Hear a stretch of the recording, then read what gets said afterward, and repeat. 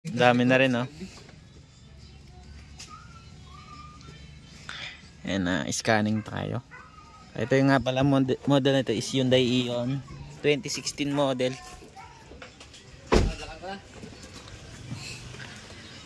PPMS to. PPMS.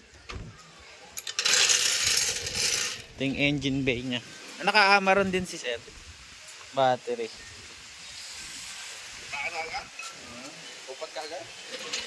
Logan muna ko lahat ng gulong.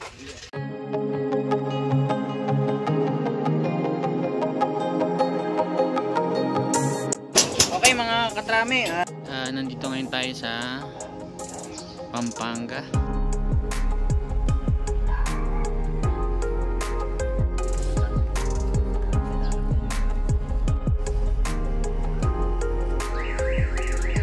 Idle air control malfunction.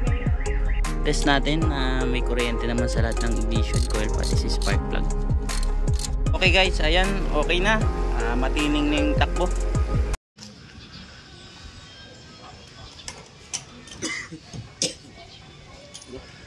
JLX nga ito kasi yung side mirror may ilaw ba yung side? Oh. Side mirror yung meron din. Araw? Oo. Kinuha ko nga yung sir, naglulumot-lumot pa yung mga ano. Kasi sinandumi talaga. Kayo na nagpalinis? Oo, pinaka-armas ko na lang. Oo. Mas dito, pinipressure washer ko lang. Meron ako dito pressure washer. Bumper lang pinagkaiba natin kung sakali. Pininturahan ito, additional. Ito. Pati ito, pininturahan. Dapat na ito pininturahan ng ganyan. Kasi nagbabakbakin. Yung plastic yun.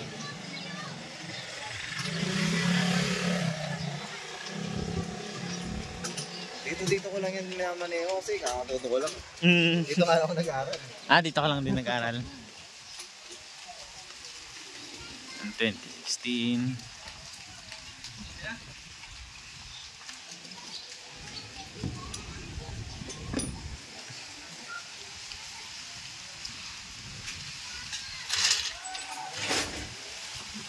Agad? Ha? Agad? Hindi na kita kanay. Hindi na ba tagalin yun, ha? Hindi na.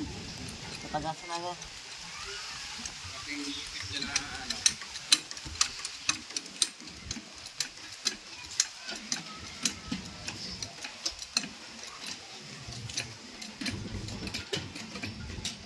Mula na tong PMS dito sa Ion. Nakita kasi ni sir na may Ion din tayo kaya siya nagpagawa sa atin. Yan yung gagawin natin, PMS battery. Oo to.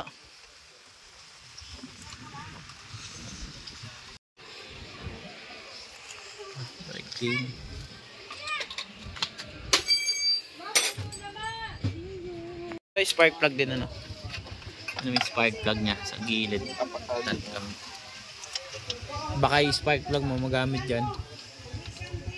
Nagamit na natin yun, ah? Hindi. Meron pa dyan, di ba? Madami yun. Hilton lang. Marami pa dyan, di ba to? Oo.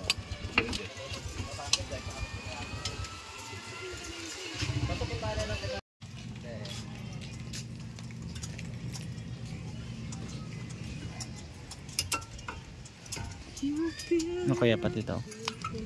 Ba't naman? Ang kalasahan.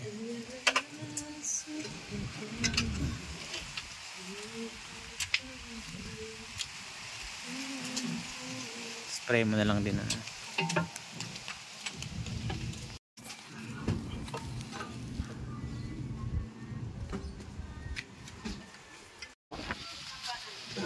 Ating throttle body.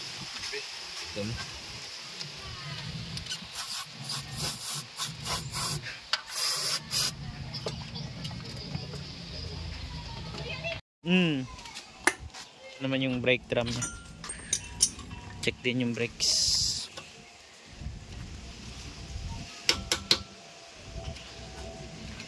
Ito yung brake shoe niya, makapal pa.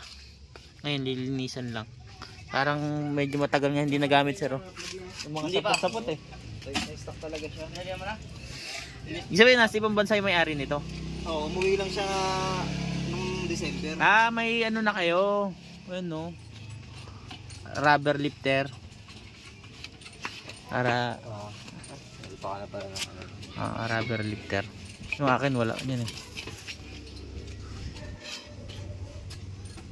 Kaya pagka may lubak at hams, hindi ganun ka sasagad. Oo, kasi may ano siya stopper. Gamit nating oil is Samick UAE brand. Yan din gamit natin dito sa sasakyan natin. Sir, parehas style lang isa. Yan din yung ginagamit ko. Pero akin ano lang, semi-synthetic. Kasi every 5,000 palit na ako. Ayun sir, anong advisable lang yan? Kilometer niya. Mga fully synthetic. Maganda, huwag kayo magpaabot ng 10. Kahit mga 8,000 lang kayo. Kasi sulit na rin naman yun sa 8,000. Kasi pagka 10, masyado maitim ng langis. Kawawa naman si engine eh.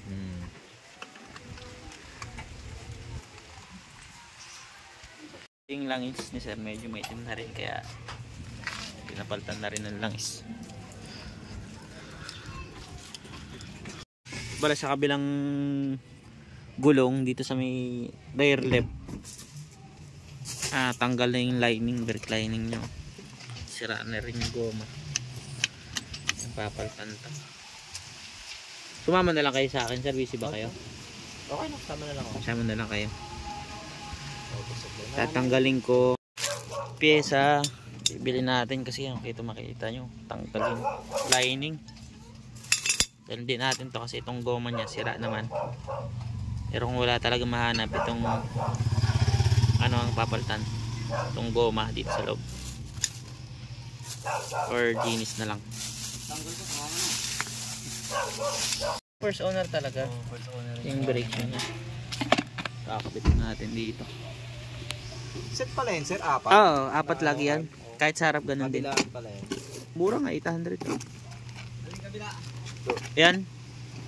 Kasi partner lagi ito pag pinapalitan. Tatanong na ako doon ng ano, isang may nag-banding. Okay na guys. Road test na lang tayo kung okay itong ginawa natin. Kasi second hand to nabili ni sir. Then observe natin kung may mga other problem siya.